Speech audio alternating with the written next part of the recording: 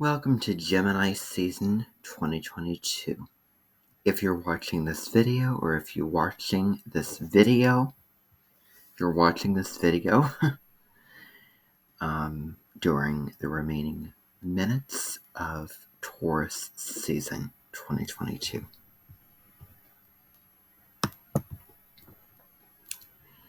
So for the next 30 days, the sun is going to be in the sign of Gemini. And Gemini season is a wonderful time to think more, to communicate more, to explore new knowledge, new information. And it's also a wonderful time to look at a variety of things as opposed to just one thing. Opening up multiple doors to things. And Gemini season is also wonderful for looking around the community and going to the restaurants and the shops and all of those places within that community, communicating with others, sharing information with others, having parties, having gatherings, and learning from others, connection, where you're going to be probably thinking more. Things are going to become faster.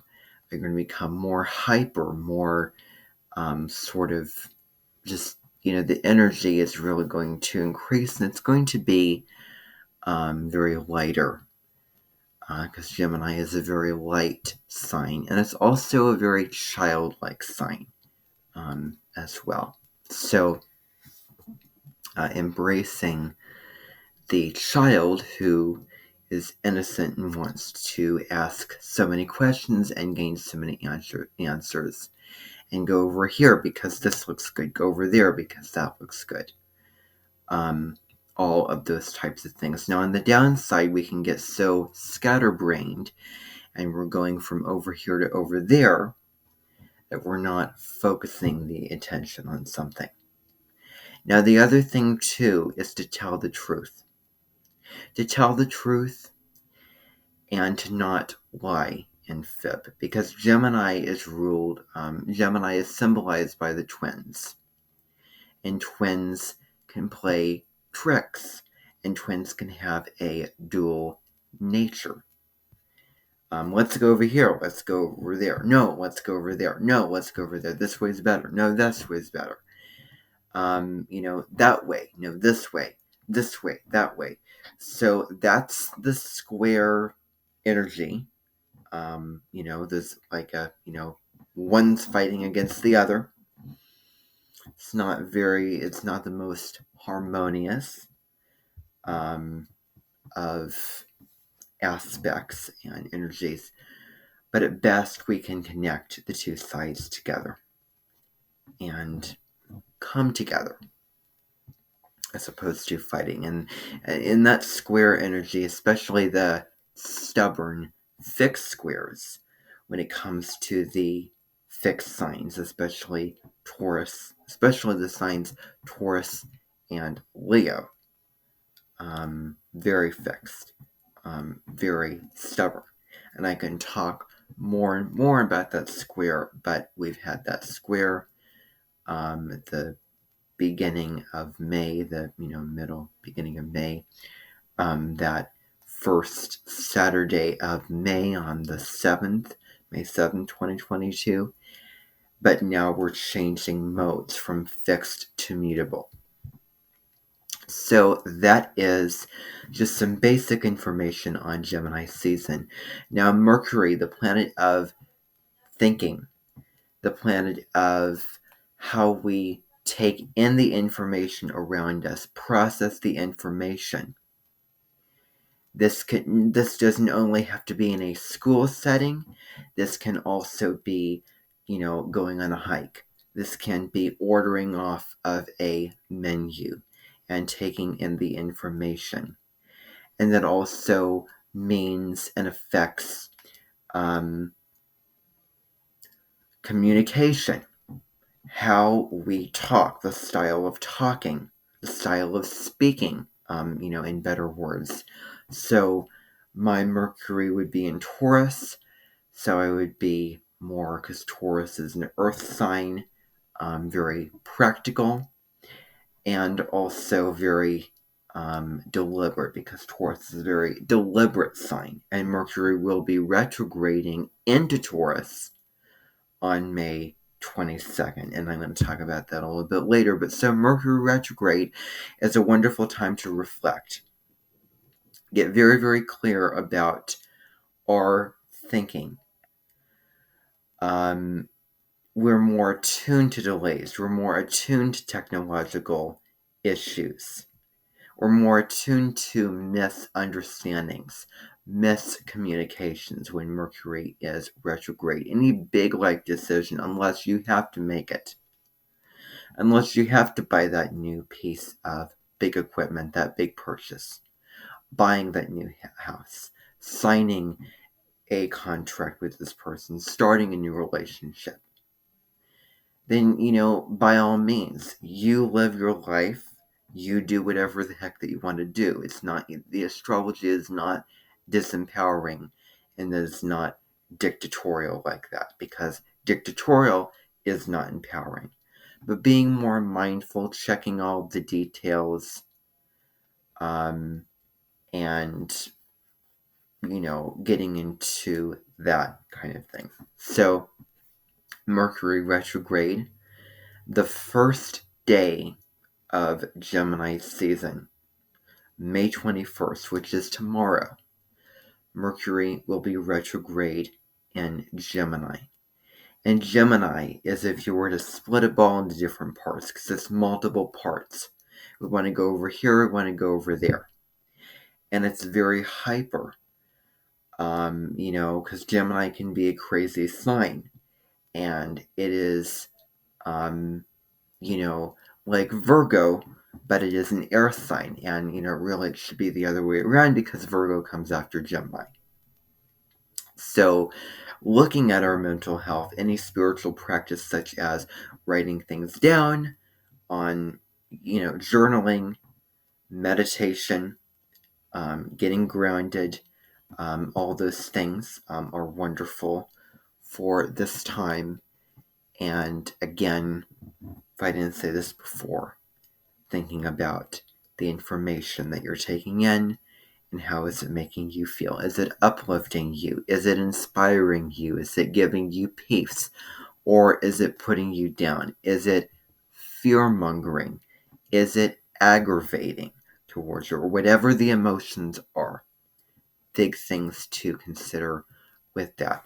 And then it'll enter Taurus, which says before you take that parachute and jump off the cliff, check to see if the parachute is all ready to go, if everything is fixed up, if everything is going to work efficiently, if everything is in order. Not to rush into decisions, to slow down the decision making, to slow down the thinking, to really absorb information, processing what the big plan of action will be as well. So, May 24th, Mars, the planet of energy and action, is moving into Aries, which is the sign that it rules. So it's coming home to that sign. We'll stay there until, I think, early July, and then it'll move into Taurus, and later on in the year, it will retrograde back for many months through Gemini. I have Mars in Gemini, so I wonder what will be occurring in my life and how I will be experiencing that. But Mars in Aries is like get up and go. Don't sit on a goal. Don't sit on something that you want to, take action upon. And Mars is exalted in Capricorn, so what are the results? You're not going through all the hard work, all the blood, sweat, and tears, all of the self-sacrificing, and all of the applying yourself into doing something to then have it be all for naught. And so Mars and Aries, also doing things to give you that get up and go, going to the gym and exercising, taking a walk, going for a run, riding on a roller coaster and feeling that adrenaline, feeling that feeling of being alive, of the rush of, adventure as well with Mars and the sign of Aries. And so we have that. And then a day before the new moon in Gemini, on May 29th, we have Mars joining Jupiter. Mars and Jupiter conjunction. Now, whenever two planets conjunct, it is in the same sign, and they are joining together. They are joining forces together. And so Mars gives the activation energy, and Jupiter grows the energy. It's like a flashlight, and it shines the light on that energy. It makes it very noticeable. Where it just, I turn on the light in the room and boom, there's the energy. So we have this placement. Now, Jupiter's just expanding all these Aries traits. And it's also, experiencing life for the first time. Anything that is indifferent, different. New quests to go on. Maybe it is a new, restaurant or menu items that you want to try. Maybe it is a new route that you are, I decide I'm going to wake up on May 26th and I'm going to try to do something different. I'm going to try to go down a route that has a little bit of a hill, because Aries is also, challenging. And it's also having to do with physical strength. So climbing up that hill and using your body, moving your body as well. Now, the downside of this is that Aries is linked to wars. So there could be more wars occurring at this time, when one side fights with another side. Oh, I want this. No, oh, I want this. This way's the right way. No, this way's the right way. I want to have that. No, you can't have that. I want to have that. All these types of things. And so, it's really all about fighting. The purpose of fighting, not for tearing somebody down, but for fighting for peace, fighting for love, and drawing that olive branch, using the upside of the energy and not the downside. There's probably going to be more pent-up anger that's going to be just spilled out like Mount Vesuvius around this time, because these are two big, loud planets and a big, loud fire sign. So, be prepared. This is also wonderful for starting new things, initiating them, and again, not sitting on them, growing new things in your field of dreams, seeing them come to fruition. And also building confidence, anything that you can do to build confidence in yourself. Now, on May 30th, there's going to be a new moon in Gemini. New moons are times which you can begin things. They're quiet times. It's sort of a quiet internal inner knowing, okay, I am peacefully and calmly beginning a new thing, feeling a new shift or a new start in my life. So a new start in my life indeed. So they are more reflective, more feminine in a way. So related to the themes of Gemini, thinking, communication, adaptability, versatility, and also sharing with others, sharing information, but not only sharing, listening to what others have to say, having conversations and learning new things. Now, Mercury is trine Pluto. So Mercury in Taurus, an Earth sign, tried Pluto in Capricorn. And when two things trine, they're in the same element. And it's very, very harmonious. They're very, very harmonious energies.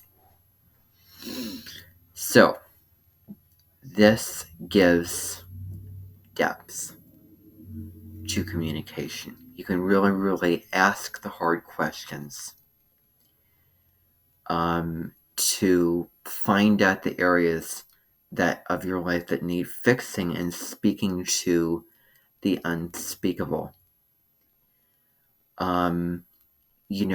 It could be linked to, not because Mercury can be very, very surfacey and we can only understand so much.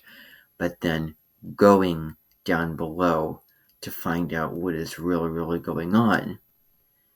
And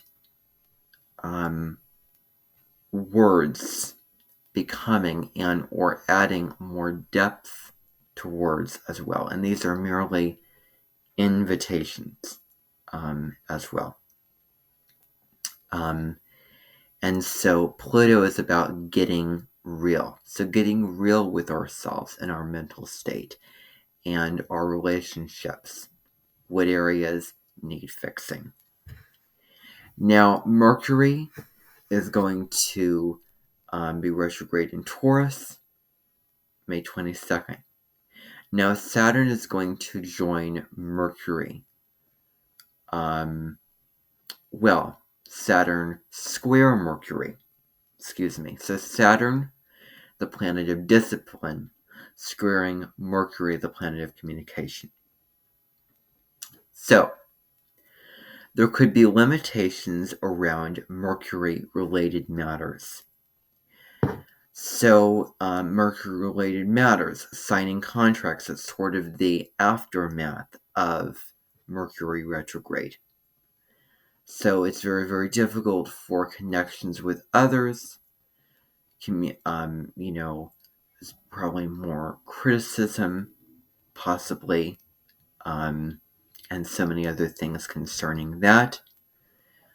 Thinking about our mental structures, the things that we want to achieve, and thinking about them, getting serious with them. What is going to work for the long term? And then we have the full moon in Sagittarius on June the 14th. And that's going to be a wonderful opportunity for learning new things, growing, travel, anything that's going to expand our horizons. So Gemini gives, the mind some more logic, and Sagittarius is that intuition as well. And because full moons are very big and loud, because the sun and moon are opposite, wolves howl during full moons. Express the emotion. Let the emotion out. Let the lion's energy come out as well. So, or let the centaurian energy come out in a way. So don't hold things in. It is not recommended because holding things in, continuing to suppress the emotions instead of expressing them or making peace with them, is only going to make it worse. So, thank you for tuning in.